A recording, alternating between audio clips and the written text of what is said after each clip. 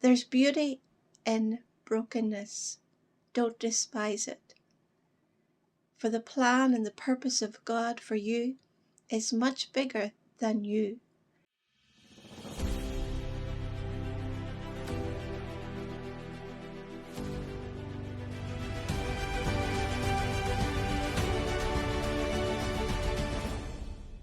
What is so little among so much?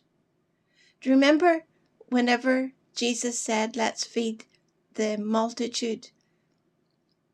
And the disciples presented before God just the 2 fish and the 5 loaves. But one of the disciples said, what is so little among so many?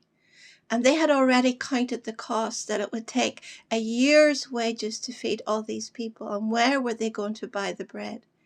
But it says that Jesus lifted the bread and the fish up to the Father and gave thanks, and then brake it and gave it to the disciples. And then it was multiplied in the hands of the disciples. And there was more than enough. But later on, after that miracle, Jesus said to the disciples, have you not understood the miracle of feeding the multitude? And I wonder, have you ever thought about how on that Last Supper, on that night when Jesus lifted the bread, he broke it, he gave thanks, and then he gave it. But he said, this is my body, which is broken for you. And we know that Jesus was lifted up on that cross. We know that he paid a price, and that his death is what the Bible explains as being a seed that was buried that brought forth many sons to glory. So we are feasting on the benefit of that broken body, that bread of heaven that was broken. We cannot despise what Christ did on the cross. But I just want to challenge you today with this thought. Maybe you think your life isn't much. Maybe you think you haven't got much to offer. But are you willing to lift it up, present it to the Father, give thanks for what he has done for you?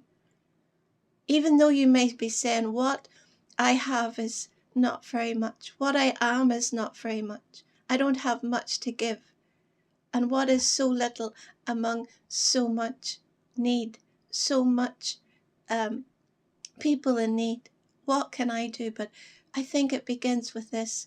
If you will lift up, present yourself before the Father, give it all to him. Be broken before him to say, I am nothing. I can do nothing without you.